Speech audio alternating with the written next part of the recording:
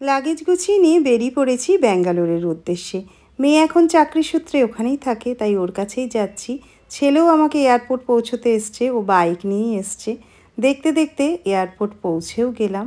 এয়ারপোর্টে ঢুকে এখন বোর্ডিং পাস পেয়েও গেছি এবং বাসটাও চলে এসছে।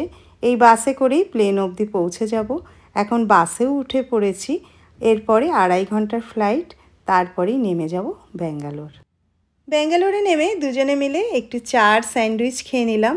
মেন সিটি থেকে এয়ারপোর্টটা একটু দূর আছে, সেই জন্য আরেকটু ট্র্যাভেল করতে হবে। পরের দিন আমরা বেরিয়ে পড়লাম একটা শিব ঠাকুরের মন্দিরে। মন্দিরটার নাম হচ্ছে শিবহোম। এটা ব্যাঙ্গালোরের ইন্দিরানগরে। যারা ব্যাঙ্গালোরে থাকো বা ব্যাঙ্গালোর থেকে দেখছো তারা নিশ্চয়ই মন্দিরটা সম্বন্ধে জানো বা মন্দিরটায় গেছো। ভীষণ সুন্দর শিব ঠাকুরের মন্দিরটা। এখানে আমরা প্রদীপ ভাসালাম, ধূপকাঠি দিয়ে শিব ঠাকুরের আরতি করলাম, দুধ দিয়ে শিবের অভিষেক করলাম। দুজনে মিলে অনেকক্ষণ ধরে শিব ঠাকুরের পুজো করলাম। মনটা ভীষণ ভালো হয়ে গেল।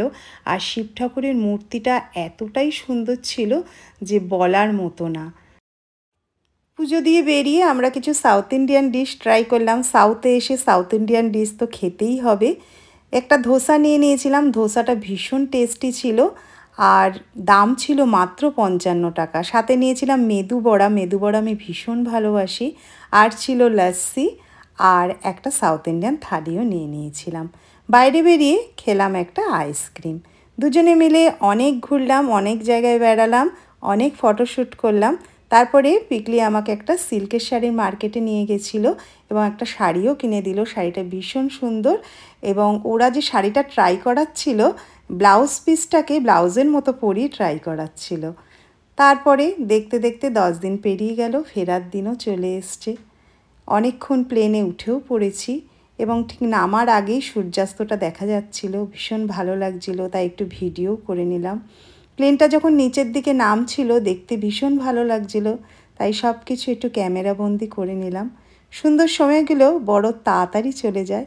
দেখতে দেখতে 10 দিন কেটে গেল। এই সেদিন ব্যাঙ্গালোর গেলাম, এর মধ্যে কলকাতায় চলেও এসছি। প্লেনটা আর কিছুক্ষণের মধ্যেই ল্যান্ড করে যাবে। আমার ব্যাঙ্গালোর ভ্রমণ এখানেই সমাপ্ত হলো। প্লেনটাই জাস্ট ল্যান্ড করলো, এখনও রানওয়েতেই আছি। যদি ভিডিওটা ভালো লেগে থাকে লাইক করে দিও। আর সবাই অনেক ভালো থেকো, সুস্থ থেকো। খুব শিগগিরই আবার চলে আসবো নতুন কোনো ভিডিও নিয়ে।